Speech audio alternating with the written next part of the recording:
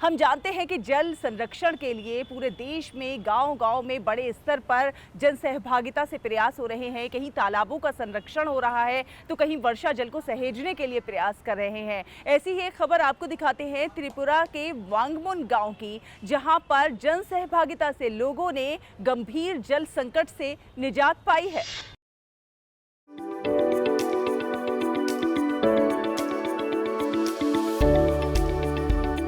ये कहानी है उम्मीद की, ये कहानी है बदलाव की और ये कहानी है उस छोटे से गांव की जिसने पानी की हर बूंद की कीमत समझी। त्रिपुरा की जम्पुई पहाड़ियों में करीब 3000 फीट की ऊंचाई पर बसा है वांगमुन गांव।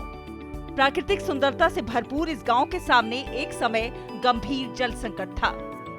गर्मियों के दिनों में हालात इतने मुश्किल हो जाते थे कि गांव के लोगों को पानी के लिए लंबी लंबी दूरियां तय करनी पड़ती थीं।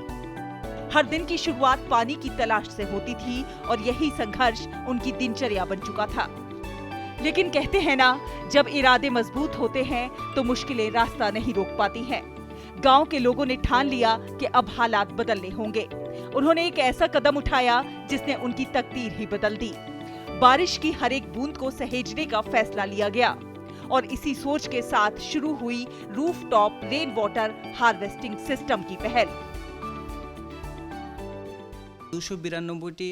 यहाँ भौगोलिक परिस्थितियाँ कठिन हैं, लेकिन इसके बावजूद गांव वासियों द्वारा वर्षा जल की प्रत्येक बूंद को संजोने का संकल्प सामूहिक जागरूकता और आत्मनिर्भरता का उत्कृष्ट उदाहरण प्रस्तुत करता है।